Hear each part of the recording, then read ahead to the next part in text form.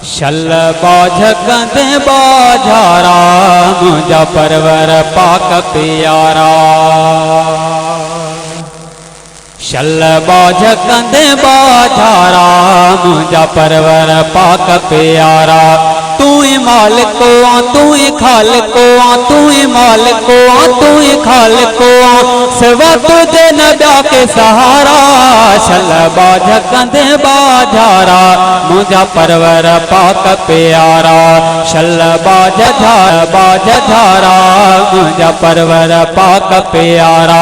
तू ही मालिको तू ही खालिको तू ही मालिको तू ही खालिको सिवा तुझे न ॿिया के सहारा।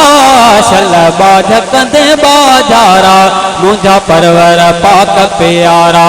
ओ कई यतीम खे ताज ढकाए थो कहीं ताज धणिया खे पिनाए थो। कई यतीम खे ताज ढकाए थो कहीं ताज धणिया खे पिनाए थो। तोसां केरु पुछे तोखां केरु पुछे तोसां केरु पुछे तोखां केरु पुछे मुझा मालिक मुख त्यारा। शल बाझ कंदे बाझारा मुझा परवर पाक प्यारा। तू ही मालिको तू ही खालिको तू ही मालिको तू ही खालिको सिवा तुझे न ॿिया के सहारा।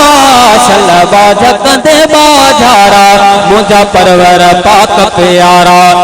ओ कंहिंखे ऐश आराम कराए थो कंहिंखां पाहण रोज पिहाए थो। कंहिंखे ऐश आराम कराए थो कंहिंखां पाहण रोज पिहाए थो। कंहिंखे ऐश आराम कराए थो कंहिंखां पाहण रोज पिहाए थो। के अमीर कई के फ़कीर कई के अमीर कई के फ़कीर कई करे तंग थो कंहिंजा गुज़ारा। शल बाझ कंदे बाझारा मुझा परवर पाक प्यारा। ओ कंहिंखे साईं ॾिनी तो आसूं धणी कंहिंखे साधो बणाई मुझा धणी। ओ कंहिंखे साईं ॾिनी तो आसूं धणी कंहिंखे साधो बणाई मुझा धणी। पंहिंजा बाना अथई जीअं ठाहे सभई पंहिंजा बाना अथई जीअं ठाहे मिड़ई के भूरा कई त के कारा।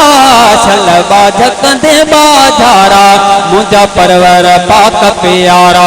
तू ही मालिको तू ही खालिको तू ही मालिको तू सिवा तुझे न ॿिया के सहारा।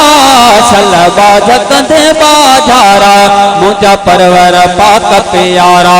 ओ जेके तोखे मञने ई मूड़ नथा सभ खाइनि तुझो ज़रूर अथा। जेके ॻाल्हि सम्झ में अचे थी त उहो चए सुभान अल्लाह।